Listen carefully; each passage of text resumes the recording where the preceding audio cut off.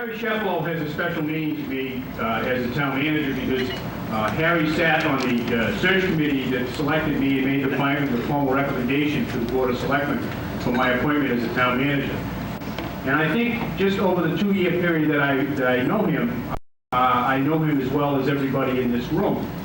And I would like to tell a few stories about some of the things that Harry has done over the 2 years that I've known him, and I think that in telling these stories, I think that everyone in this room can relate to them. They go back, the story that I like to tell, and it really kind of disturbs me to tell it because it's maybe kind of an off-color story, but we'll get into that one later. The story that I like to tell is everyone knows Harry is on the Town Hall Building Committee. And as you will hear later on this evening, Harry has spent a great deal of time with that committee to make sure that the ultimate product of the Town Hall renovation is done properly. And he's a very stickler for every particular detail. Now we're coming to the point where we're going to be demolishing the interior of the building.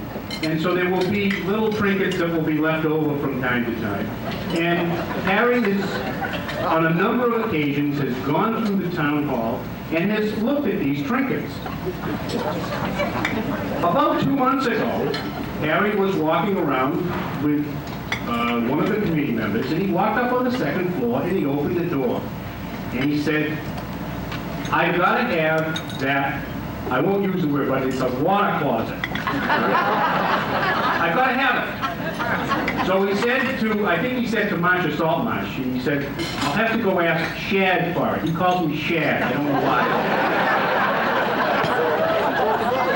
I'll have to ask Shad for that toilet. So, a couple days later, Harry came to me and he says, "Shad," he says, "you know that toilet up in the second floor?" He says, "I'd love to have that." He says, "I can use that in my business. I can make some money with it. I'd love to have it." And I said, "Yeah, I don't know, Harry. I can't. I just put them off." So he goes back and he tells a story to Marcia Saltmarsh. He says, "I don't know what's the matter with that Shad." He says, "He won't clean the toilet." He says, "I can make money with that." He says, "You know," he says, "that toilet," he says, "is worth about $70. So then he comes back to me again. He says, "Shad," he says, "I want the toilet." He says, "I'll give you money for it." He says, "It's worth at least $5.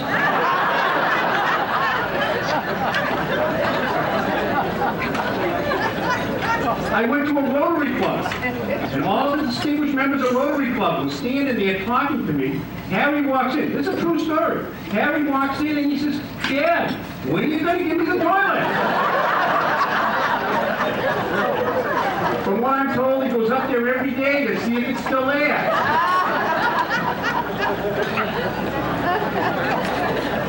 So then he goes back to Marcia Saltmarsh again. And I don't know why he goes to Marcia Saltmarsh for insurance.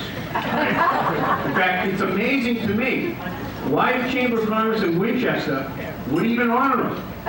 Because he always goes for the best buy. He doesn't buy his insurance from Marcia Saltmarsh. He buys it from somebody in Woburn. Some little old man in Woburn gives him a better deal than Marcia Saltmarsh. So he goes to Marcia and he says, he won't sell me the toilet. And Marcia says, "Look," he says, "you don't understand Chad." Marcia can pronounce my name right. "You don't understand. There's conflict of interest laws and competitive bidding, so we can't give him he just can't do it. Don't bother him anymore." And since he talked to Marcia, he doesn't bother me anymore about the toilet. But then he comes back and he says, "Shad," he says, "let's go back into the town hall." He says, "I want to see what else is up." So we walked up all the way into the attic. And Harry has been all over the town hall, inside and out. While it was under construction, the outside, he walked almost daily, all the way up to the top and checked the bricks and see how everything was going. And he really spent a lot of time doing it. So this day we were walking through the attic. In one little old closet, there was this old broken down chair. The legs were falling off it, and it just was in very, very poor condition. And it was one of the old chairs that the selectmen used to have when they were meeting. It had an orange back to it, and it was a very comfortable easy chair. And Harry said to me, he says, you know, Shad, he says, can you give me that chair? And I just listened to him because I know you can't, when you have the responsibility of protecting all of the town's resources, you just can't give the stuff away. So I was very careful about it. So I just listened to him. He said, but I'd love to have that chair. And he said, because, you know, he said, that's the chair, he says, that I sat in when I was a selectman. And he says, it really would mean something to me if you could give me that chair. And I said, well, we'll see what we can do. So anyway, we're here tonight. And I think if you're all aware of what the recent tradition of the Board of Selectmen is, that as one member leaves office, they present to the outgoing members the chair that they sat in while they were a selectman. So, and the name is on the back, and they have a party like this, and although not as many people show up at those parties as they did this evening, they all sit there and they have a good time. It's all right, John. So I think it's only fitting tonight that we present Harry with the chair. So if Harry would just stand up and I have a few little nice remarks I'd like to say to you. And Harry, the honor that we're about to bestow upon you is in recognition of your years of service to the town of Winchester. And we're going to present you with the chair. And it's the chair that was in the town hall, and it's probably the chair that while you were a selectman, while you were a water commissioner, and while you were on the finance committee, that you sat in the most. It's also the chair where you did your best thinking. Where you read the most. And even you could sit in that chair and have some of the best conversations with yourself. So Harry, I'd like to present you with the chair as a token of the town's appreciation for your years of service. The Honorable John Bolton.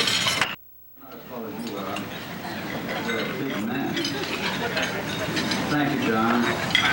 Sarah, dear friend, the honored guest, Harry and his wife Betty. Representative Rick Stoltenmash, he says he's not going to take the money even if they voted.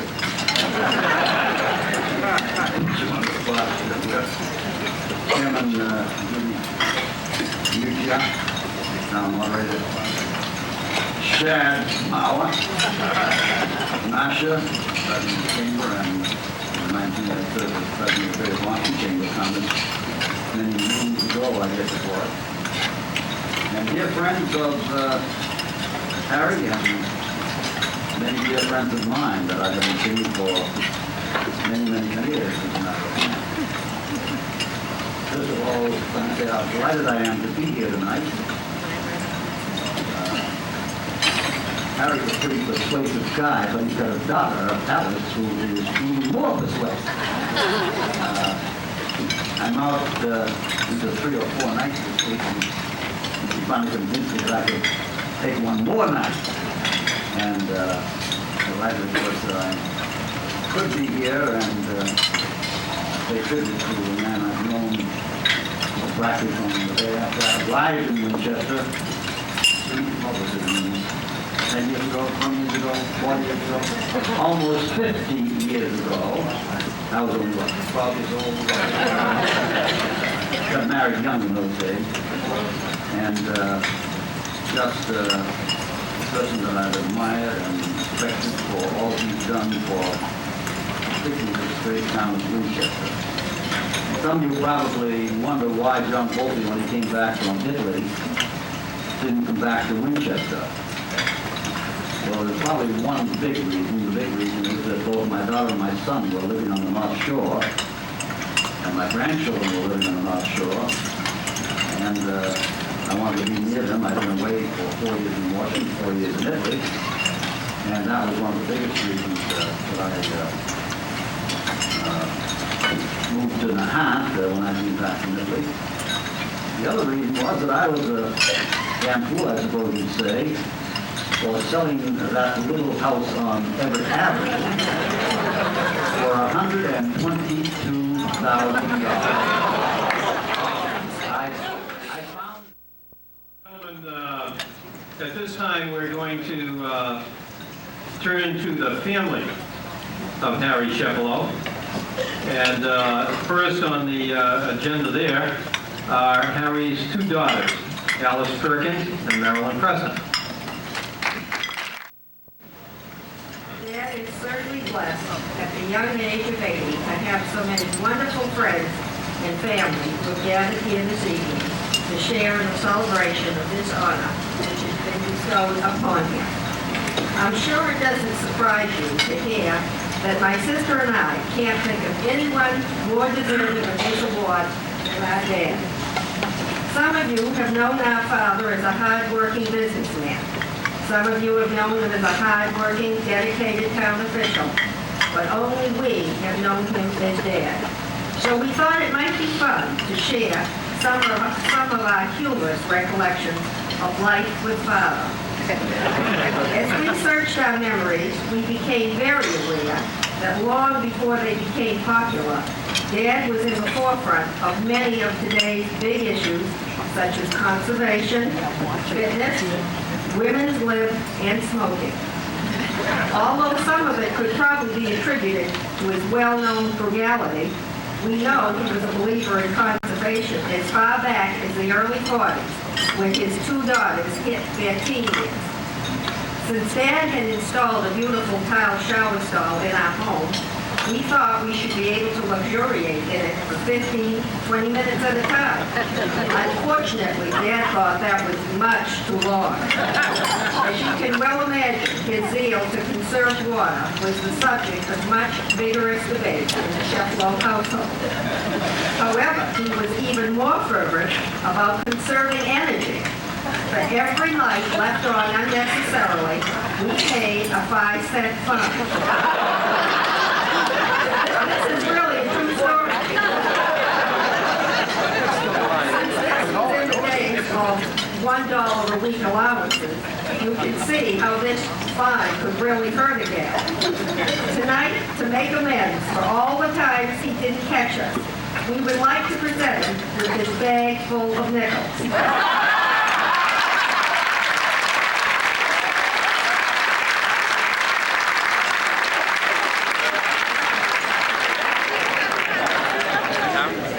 When it comes to physical fitness, you only need to look at it to know he was far ahead of the rest of the world in his thinking on this subject. He's been working on keeping fit since he was in his 20s, and it has obviously paid off.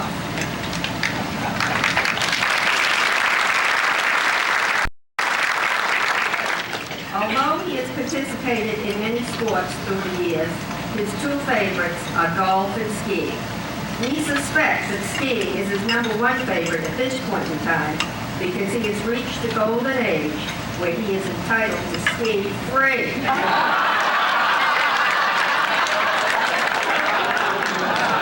However, it's golfing season again, and we've heard a few grumbles about his putting not being what it should be.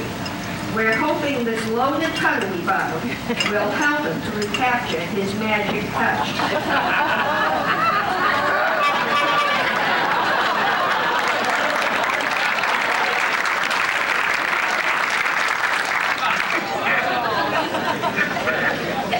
In conclusion, and on a more serious vein, I would like to convey to you two important lessons Dad has taught me.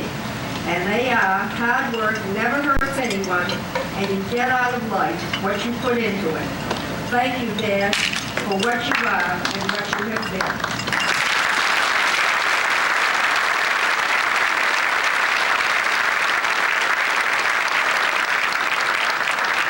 I second.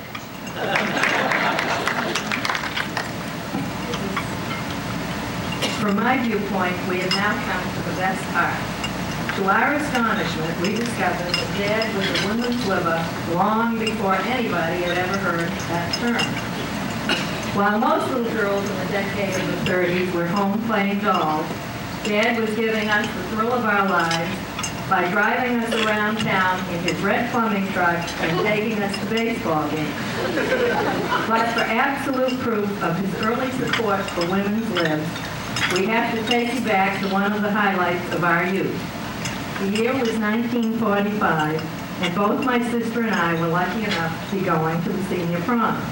Our mother, who was a real taskmaster about our household chores, would not let us out of doing the dinner dishes that night, despite our pleas for mercy so we could have more time to beautify ourselves. At this point, Dad entered the scene, and to our utter amazement, volunteered to do the dishes for us. To understand our shock as well as our delight at this turn of events, you need to know that up until that night, we had never ever seen our father wash or wipe one single dish. Ladies and gentlemen, need we offer any further proof that the seeds of women's lib were planted right there in the Sheffalo kitchen on that May night in 1945. Consequently, we thought it would be fitting to present him with a memento of this historic occasion. We saved him all these years.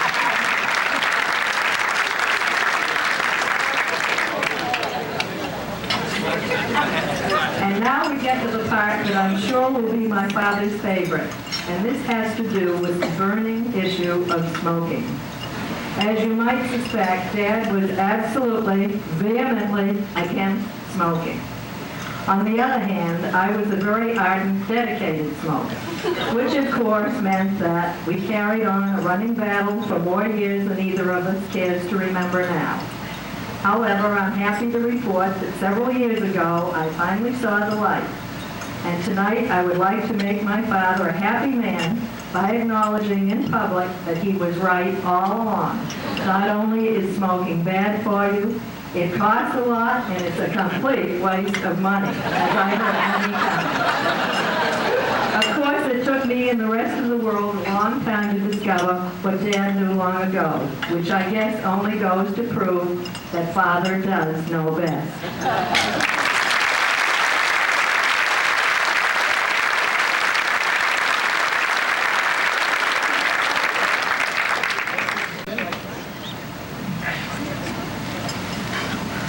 Thank you, lady.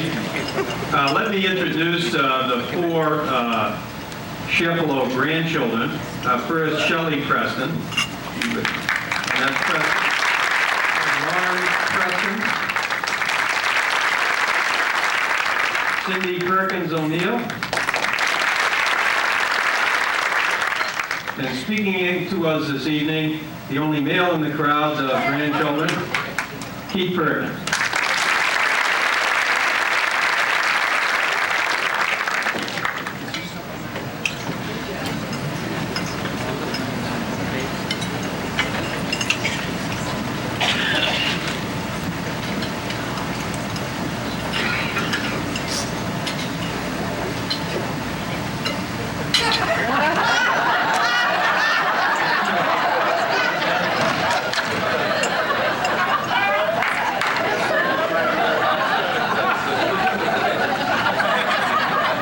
Winchester's Man of the Year is Harry to most of you, but to me, he's Grampy. Grampy's been the Man of the Year for the past 28 years of my life. He's been a grandfather, a brother, and a teacher to me. By growing up very close to Grampy, he's taught me to be a good person simply by setting a great example. However, a few lessons stand out in my mind. I've never smoked a cigarette a day in my life. Primarily due to a memory of a 6-inch cigar Grampy gave me to smoke when I was about 10 years old. He made me realize it really was a terrible thing. At this point, I'd just like to give it back to him because I never did finish it.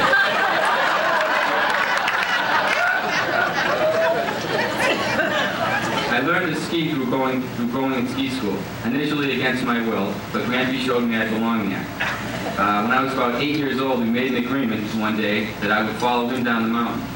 If I could follow him, I wouldn't have to go to ski school. If I couldn't follow him, then in ski school it was.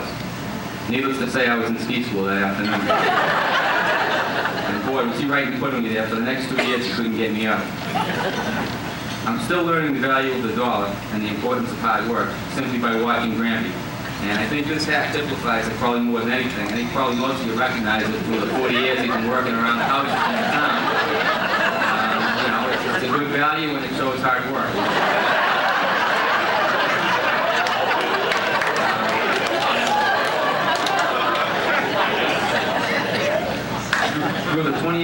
my life, what stands out most in my mind about Grampy is that he was never wrong. He was never wrong in my eyes. No matter what happened, he always turned out to be right. Except for once. Only once. He said, "Don't be a plumber." Hell, by now if I was a plumber, I could have been retired.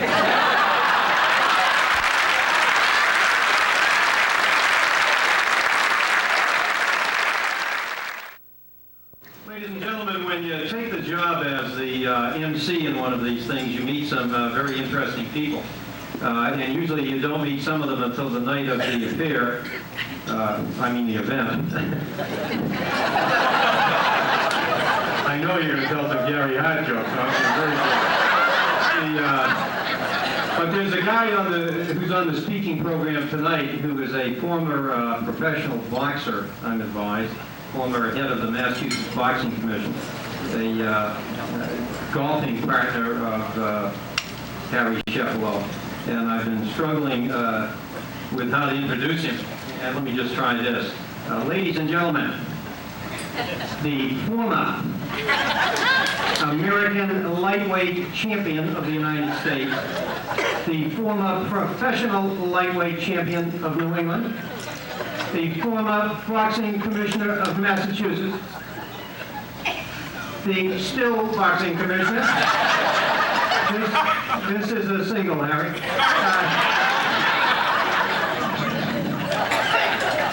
From Arlington, Massachusetts, formerly a 14 handicapper at Winchester Country Club, now carrying, I understand, a 26, the all-time winner of amateur trophies at the country club, Tommy Larson.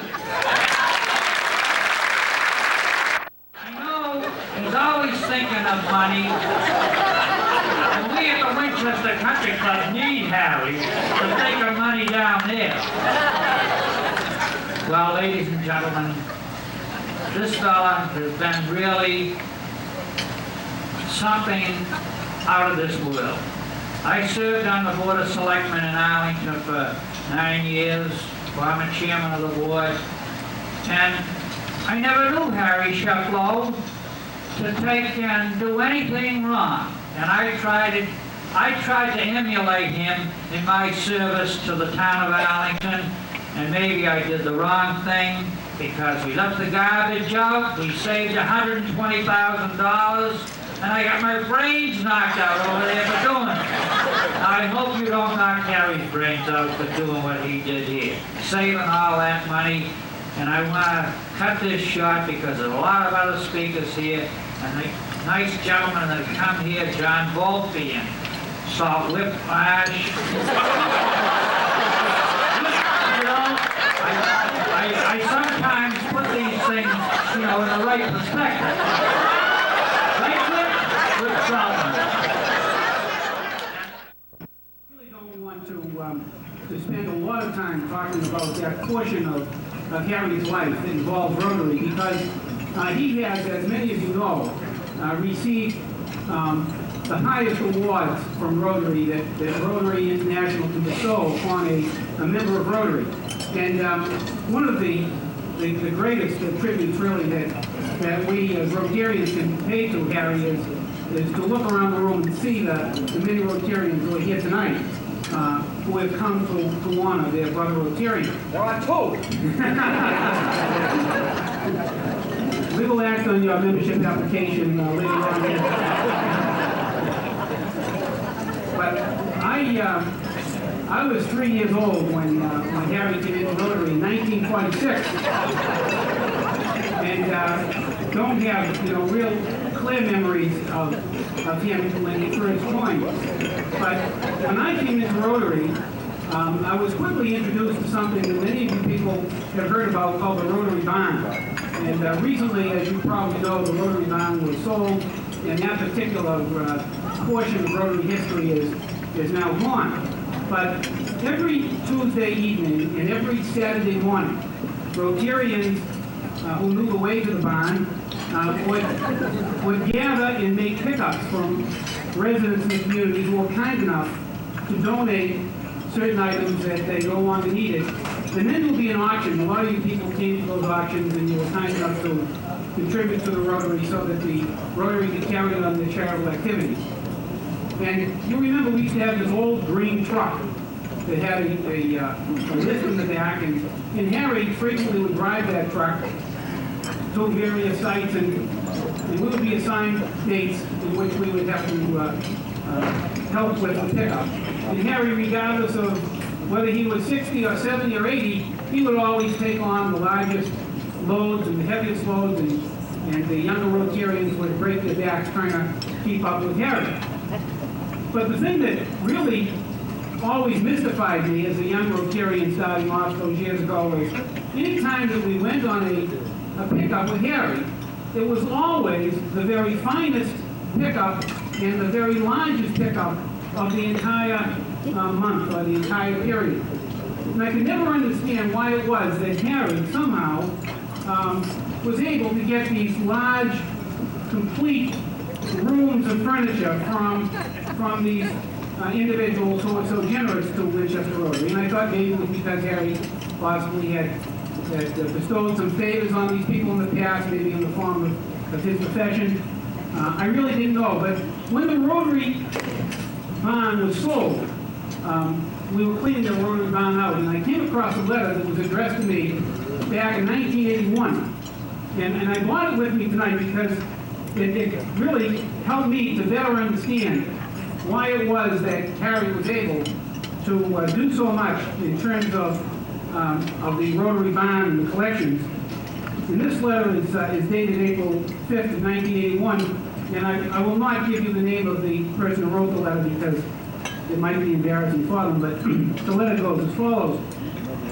Dear Mr. Murray, last Tuesday evening, I had scheduled a Rotary pickup of a used mattress from my home, which I was donating to the Rotary Club.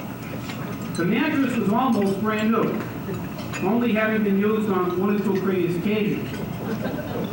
Unfortunately, when the Rotary truck arrived, I was not home. I found the enclosed note on top of the liquor cabinet in my otherwise empty dining room. Now, I guess really the proper thing to do is to read you the note that Harry left to this woman and then finish the letter. And this is the note. It's Harry's handwriting. You can see Harry. It says, Dear Madam, I don't know if there's anybody here from the Board of Health, so Kathy is here. Mrs. Sopper said she probably would realize that what this letter says is basically true. It says, health regulations do not permit us to take used mattresses. Is that right, Mrs. Sopper? So we have taken your dining room set.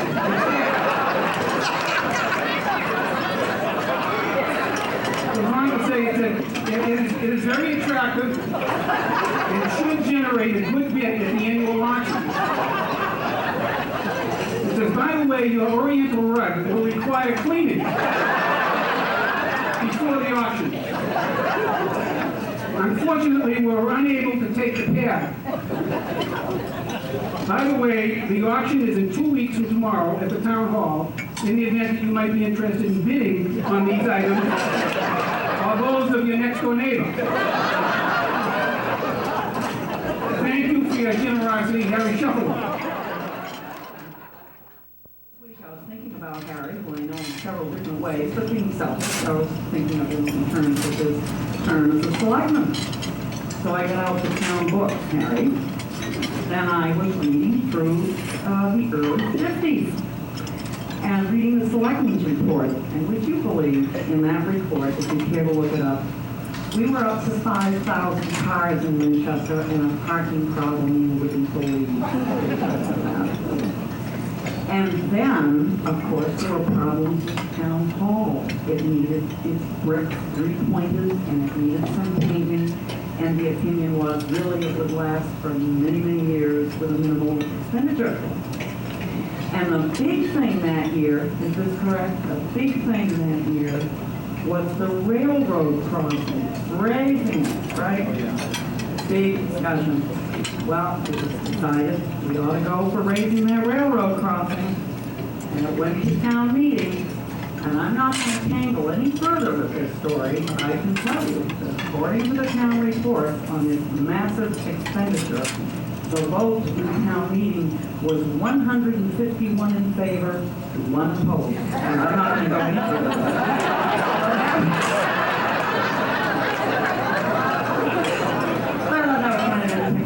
Anyway, we all know that Harry is a rugged individual, and I think most of us would like to copy him in that. And you hear a lot about how Harry says no to this and no to that, and he really squeezes the nickel on tilt.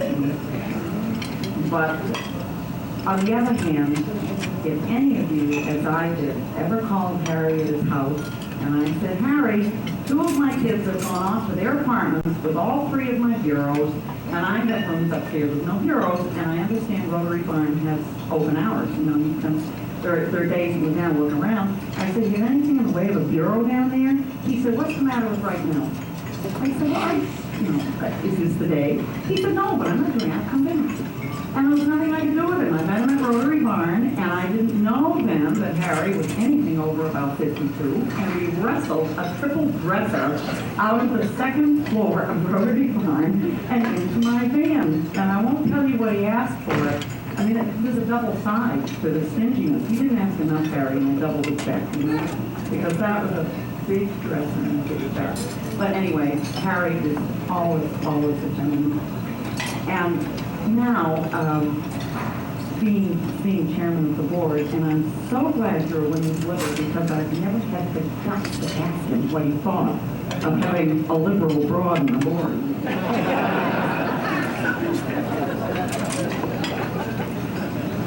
Come on, John.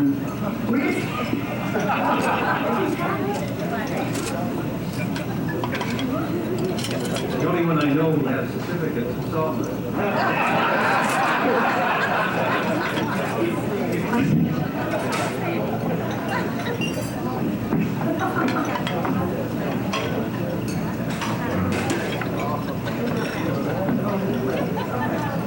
I mean, I know we're not in the same kind of, oh, you're wonderful. She does everything right. This is our citation, and I'd like to read it to you. The entire membership extends its very best wishes and expresses the hope for future good fortune and continued success in all endeavors. Be it hereby known to all that the Board of Selectmen of the Town of Winchester hereby offers its sincerest congratulations to Harry E. Sheffield in recognition of Winchester's Outstanding Citizen Award, given his 20th day of May, 1987, at the Winchester, Massachusetts Board of Selectmen. All 5 of us agree to sign it.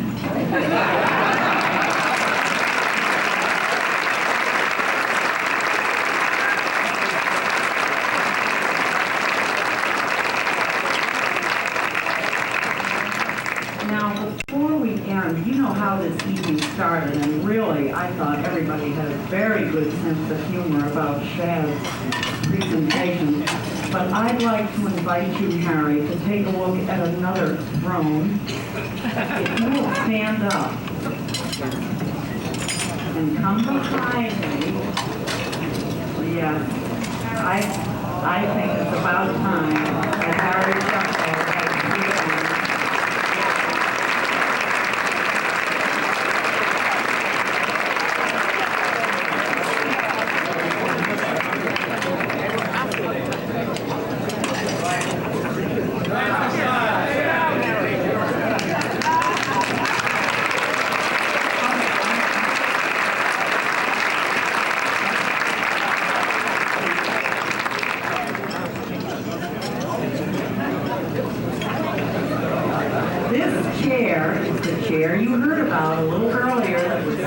away in the nether reaches of a dusty town hall, and it is Harry's chair from his years of serving as selectman. These were the first selectmen's chairs, and it's our hope, Harry, that you will very often sit in that chair and be wrapped in the memories of so many services to all of us, which we appreciate so much. I was jogging one morning. At that time, I was on the Board of Selectmen with Mr. Sheffield and Mr. Eddie O'Connell. and I was jogging down Wedgemere Station, down in that area, coming up towards Sims Corner, and Eddie O'Connell passed me, driving by, waved, I waved, and Ed kept on running, ran about no more than 15 seconds, and I heard this horrible crash. And I turned around, there wasn't a soul in sight, and there were two automobiles that collided. I recognized immediately that one of the cars was Ed's, who had just waved to me.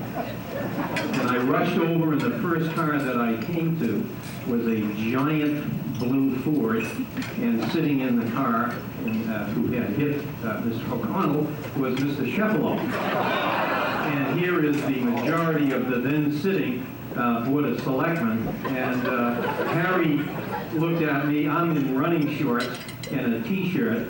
Harry's on his way up Bacon Street, or was on his way to play golf for an 8:15 tee time. I said, Harry, are you all right? And he said, yes, I'm all right. We get out of the car. I rushed over, and Ed O'Connell was slumped over the wheel and was out cold. I jumped in the other side, undid Ed's seatbelt. I didn't have a seatbelt. You should have. Ed was out cold, and Harry keeps looking at his watch, wondering about the tea time. While I tried to revive Ed, suddenly Harry looked in the window and said, "My God, it's O'Connell!" And I said, "I've been telling you that." With that, I was really starting to get worried about Ed as opposed to Harry's tea time. And along came a young lady jogger and asked if she could help. And I said, yes, would you run over to the phone booth there and call an ambulance right away? And she said, I don't have any money. So I said, Harry, give her a dime. And as God is my judge, he reached into his pocket and he said, all I have is a quarter. I said, for God's sake, Harry, give her the quarter. She can call Boston, maybe. So she runs off with a quarter. True story, we're standing there. Ed comes around rapidly. We're trying to get him out of the car. Ed said he heard about the quarter, and he woke him up. Anyway, we heard the sirens coming, and I looked up expecting an ambulance. Instead of an ambulance came Engine 1, the pumper. Jumping out of the pumper is Lieutenant Benacasa. Now, for those that don't know Lieutenant Benacasa, in the early days of collective bargaining in Winchester, of which several members in this room blazed the trail for the town, myself, Mr. Shepelo, Mr. O'Connell, Mr. Saltmarsh, and a few, blazing on the other side of the table was Mr. Benacasa. And he shot up and he took one look at Sullivan in his shorts, these two cars, nobody else around, and the pretty girl standing there, and he thought he had a winner. He thought he had McElhinney's job by noon. He finally got it straightened out, and I'll never forget, Harry said, if somebody will give me my quarterback, I can make my tea time. Ladies and gentlemen, he went on to play golf that day, and the stories of his golf legendary. And we are fortunate to have tonight the president of the Winchester Golf Club. Here is a representative of Winchester Country Club. Not really, we have a little gift here for Harry, but not really as his position as the outstanding man of Winchester. We're giving you a gift, Harry, from the Winchester people as this year's sandbag. And let me explain that a little bit. We have a room up in the Winchester Country Club at 19th hole, and we meet there on a Saturday or Sunday morning, or any time, and we match up teams and we go out and play, and it's fun. And Harry comes in, and someone will say, Harry, we need a 4. Would you join us? And Harry goes, well, my back has been sore all day. My knee. But we fall for this time after time after time. And time after time after time, Harry comes out the 18th green, harmony. So we're very happy to be here today, Harry. We want to present this jacket, this Winchester jacket to you. It's the Winchester jacket with the Winchester emblem. And although it's for being the biggest sandbagger of the year, we're also extremely happy and extremely proud of your choice as outstanding man of Winchester.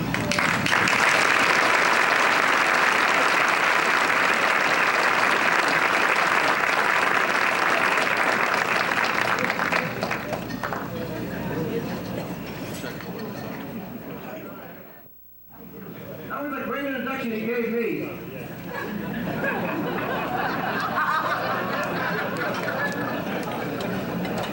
Listen to him stand up here and say how well-run Winchester is and how in Arlington he was chairman of the Board of Selectmen and they got a contract to pick up the rubbish.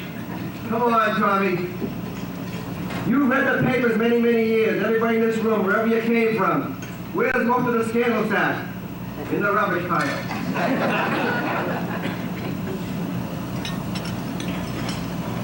I saw something happen here tonight. I really couldn't believe it, but I guess after knowing Harry for many years, it's true. This gentleman over here to my left, the white hair and the yellow tie, I don't know your name, sir. I'm embarrassed for you, but before we, just after we finished dinner, Harry came by me. He went down the stairs. I said, where are you going? I said, I'm going over to see that man. I said, what for? He said he owed me $20 in 1953.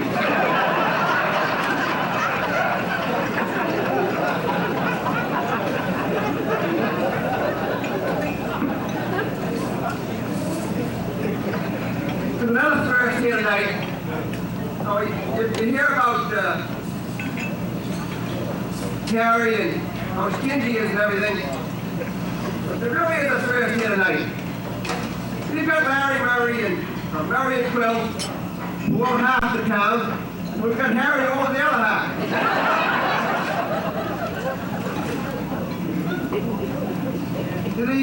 The program, if you've seen it, you can read it. It says he was on the Finance Committee in 1947. And in 1987, he's still on it.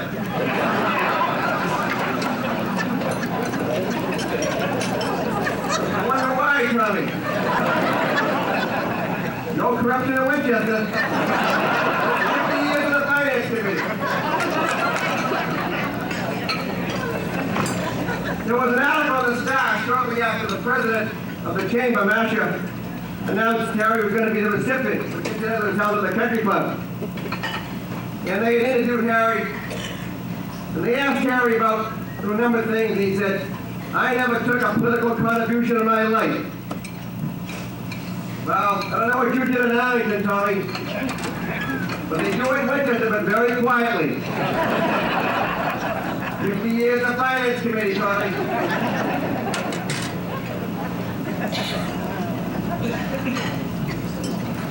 I was a member of the West Side Fire Station Committee that built that station up on the hill on High Street. And it sort of reminds me of a story in the legislature. But I had a colleague of mine who no longer in the legislature from the city of Somerville. Name was Ben Shiro. And he used to say to me, Whip, I'm going to take the State House down brick by brick. Well, we built the West Side Fire Station, and it was built with bricks. Well, it just happens, and I know Mark Lombardi can bear me out on this, the same time Harry was building Alice's house up on Ware Road. What we look at today, the same bricks are on Alice's house and on the West Side Fire Station.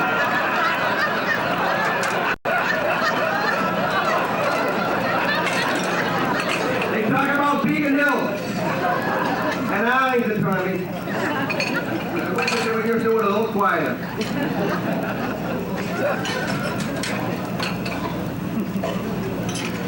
Does he look great in his tuxedo?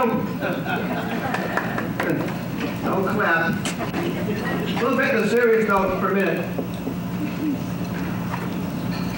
Tonight you're honoring somebody who has given Patty his whole life to this town. There are many people up here at that table, Judy, Mash, and John, who have been on the Board of Selectmen, and John Volpe, who had been the governor, lived here.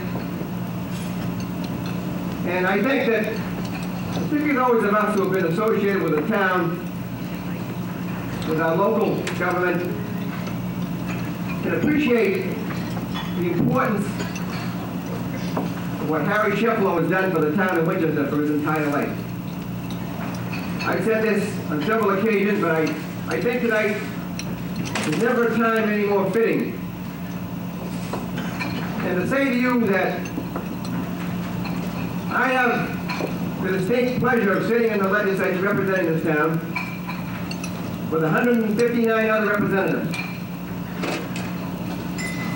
And by sitting with those men and women, we talk about their problems, their communities, and so forth. The longer I'm a member of the legislature, I have a greater appreciation and love for this community.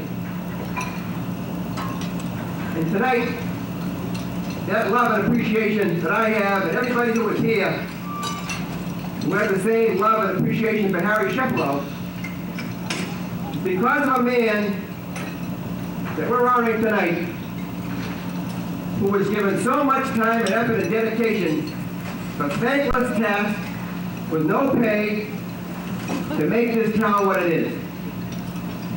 Believe me, we have one of the finest towns in the Commonwealth, if not the country. And it's because of the efforts of a man like Harry Sheplow that we can sit here tonight and honor him, but also know that we walk out, we are living in one of the finest towns, one of the cleanest towns, one of the most beautiful towns, and it's been kept that way, it's been maintained that way because of the dedication of this man to my left.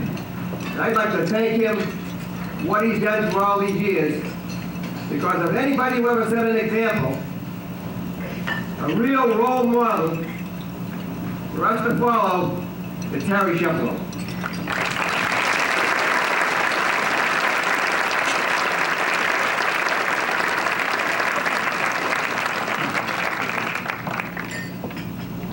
I have a copy of resolution which I'd like to read.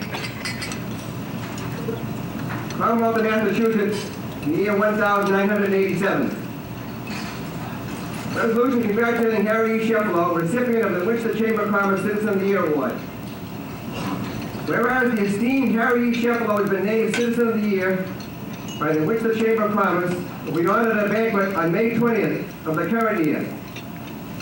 And whereas a well-known entrepreneur in the community, Harry E. Sheplow began his own plumbing business at the age of 20 and ran it successfully for 50 years. And whereas an active participant in town government for the past 40 years, Harry E. Sheplow has given generously of his time and talents in diverse positions. 11 years in the Finance Committee, 2 years on the Building and Plumbing Laws Committee, 6 years on the West Side Fire Station Committee, 9 years in the Snow and Sand and Ice Removal Committee, 1 year in the Public Works Council, 4 years on the Alternate School Use Committee, 4 years in the Capital Planning Committee, 3 years in the MDC Water Pipe Study Committee, and 2 years in the Town Hall Advisory Committee. Whereas twice elected to the Winchester Board of Selectmen, Harry E. Sheplow promoted the town's best interest from 1950 to 1953, and from 1976 to 1979, and continued to do so when elected to the Water and Sewer Board, serving from 1971 to 1977, and as its chairman in 1973. And whereas past president of the Winchester Rotary, Mr. Sheplow is the only club member to be honored twice with the Paul Harris Award for untiring devotion and outstanding service above self to Rotary. Whereas Harry E. Sheplow has reflected great credit upon the Winchester community, of which he is such an integral part, therefore be it resolved that the Massachusetts General Court hereby congratulates Harry E. Sheplow upon his selection as Citizen of the Year by the Winchester Chamber of Commerce, extends to him sincere best wishes for continued success in all his future endeavors. Be it further resolved that a copy of these resolutions be forwarded by the clerk notes representative to Harry E. Sheplow. George Shavarian, Speaker of the House, William Belcher, President of the Senate, authored by Whip Saltmarsh and Senator Dick Crow.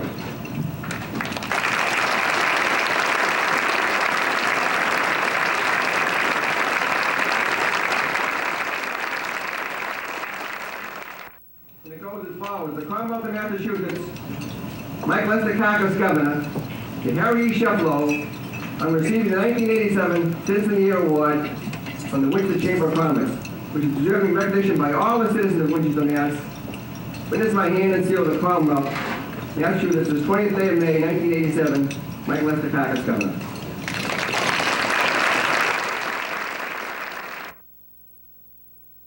Thing I'd like to add to all the accolades that Harry's received. On their honeymoon, Harry and Betty went to Niagara Falls. This is a true story. It came from James Chip Murphy, who had known Harry since he was 3 or 4. At the fall, Jim went along on honeymoon to make sure that Harry didn't pull any of his wire stuff. But at the falls, Harry had been telling Betty how great of a mummer he was.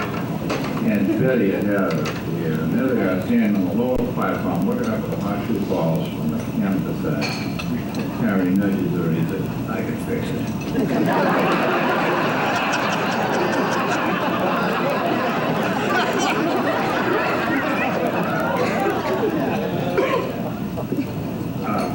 I've been with Harry quite a bit, and I did this from memory, and if it looks more like Betty, she's much better looking than Harry. Harry, I'd like to give you this from your friends with about 500 signatures, and if you just take it from me, Harry, before I grab it. Thank you.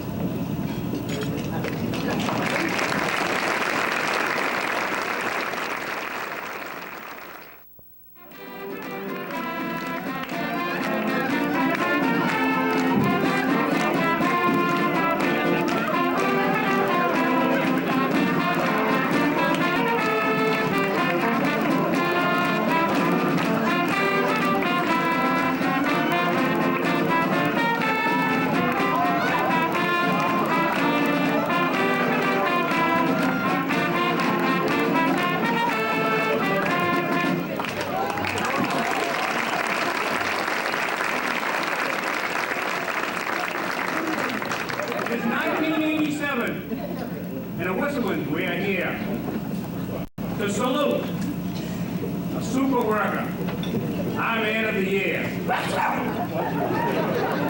Some of us,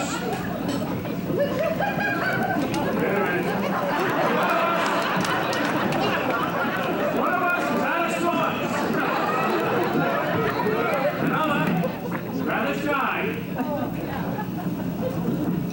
But all of us would walk the plank for this great guy.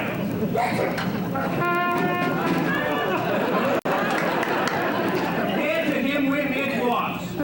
But we want you all to know how warm, sincere, and humble is Harry Sheplo.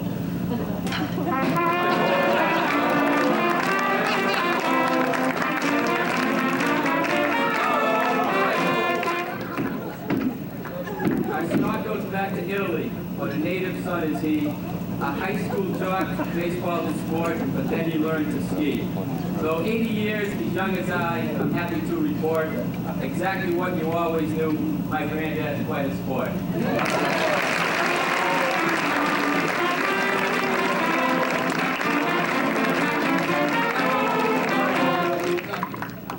What tales we have of Harry. The magic ways we met. 10 to 1, you're just like me. You wish you could forget. He plunged right in with snake in hand. I had no time to fear. Bashful though I may be, I sure was glad that Sheplo was here.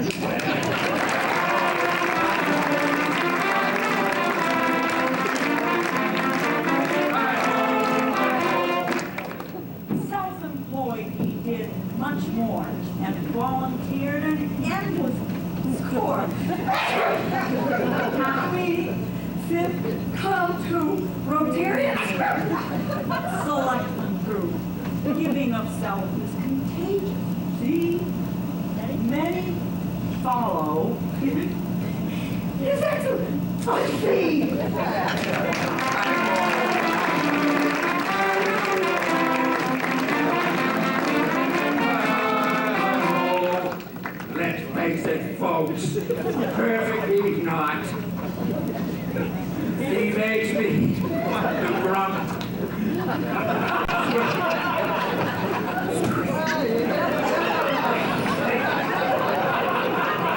Swinging pennies in the old town hall.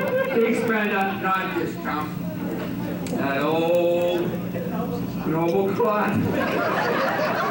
He found a way to get his room to tick. He gets things done. No money down. Here's Shuffle, slick.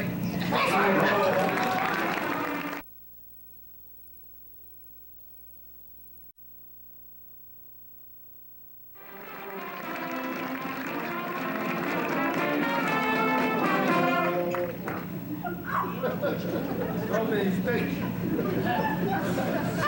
They think I'm guilty, huh? We work, everybody else is dumping these lives now. I'm the only one that got them. When work is done, he's on that hill for the country club. Digging turf gives him a thrill. I say, no thanks. He calls me Moby. My response, it's you that's dopey. A cutting sport, what could be better? Well, shoot it for a political puller.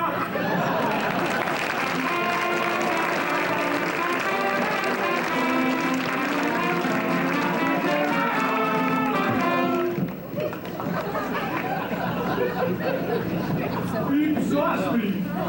What? How can it be? 80 years and he's still on the go. Well, the world and I sleep. He races along. Retired to work. A volunteer strong.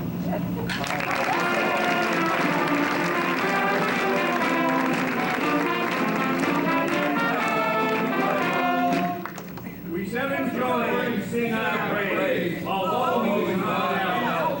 He spins magic nonetheless, giving up his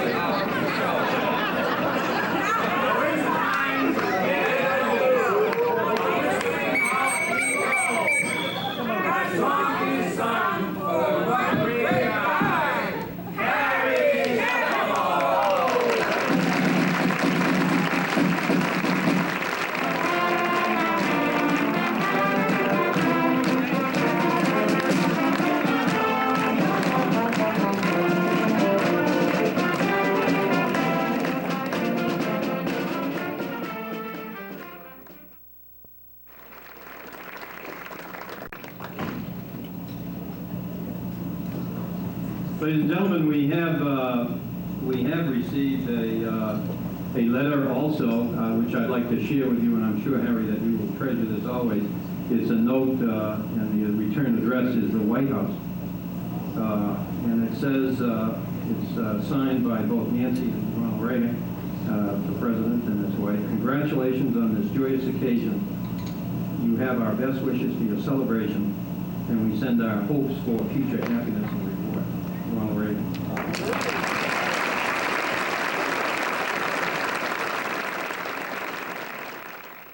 Does not deserve a lot of recognition, but the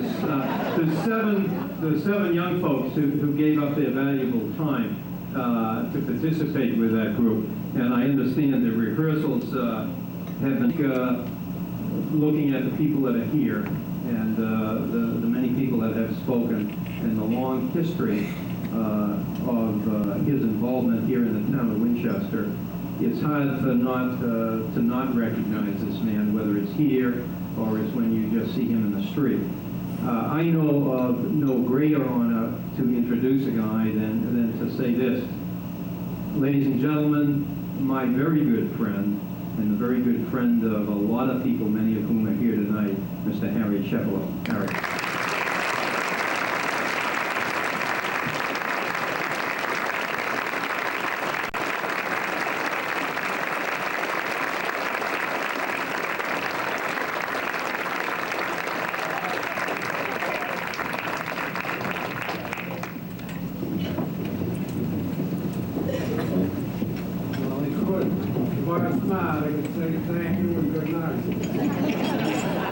But I think I got to say a little bit more than that. I must say that sitting at the head table, I've sat at a few head tables, and not like my predecessor, Clarence Bogart, who said he had never sat at a head table before. Well, I sat on a few of them, and I would say this is probably the most meaningful one that I've ever sat. And I thank you all very much. I don't know what to say. I'm lost for words. This is beyond me. I would like to take my friend here over the hurdles, show you what kind of a guy he is. He made a date with me at the Winchester Country Club to play golf last year.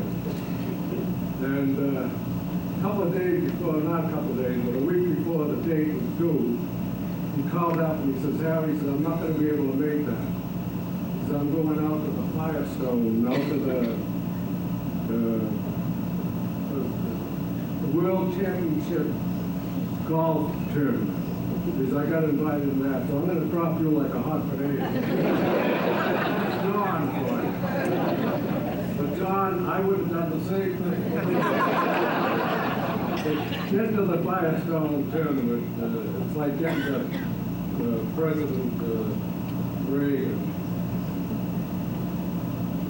I don't know, anybody got any questions? I don't know.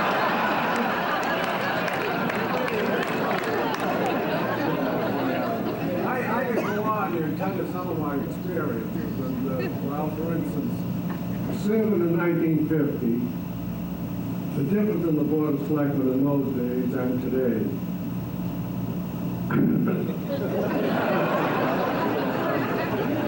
No, in those days, the selectman's office consisted of 5 selectmen, a secretary, and an assistant secretary. In 1976, when I went back there, it consisted of a Board of Selectmen, town manager, assistant town manager, and 3 clerks. So you can see the difference. And I don't mean to say that that's belittling the new selectmen or the present Board of Selectmen, because in those days it was much easier than it is today. In those days we didn't have to contend with the federal government, we didn't have to contend with the state government. We ran our own show in town, and it was much easier than what these fellows don't do now. Give you an example of it. We were over the Selectmen's Association meeting over in Stoneham one time, and the speaker over there was Tax Commissioner Long. And he got through with his speech. And then he had a question and answer period. And, one fellow got up and asked what he thought of town managers. That's when the town manager was just starting to come in. And Long said, well, I think they're here to stay. I think we need them. Another fellow got up and he said, well, the town of Winchester doesn't have a town manager. They do all right. He was quick to say, if all towns would run like Winchester, we wouldn't need town managers. So, that's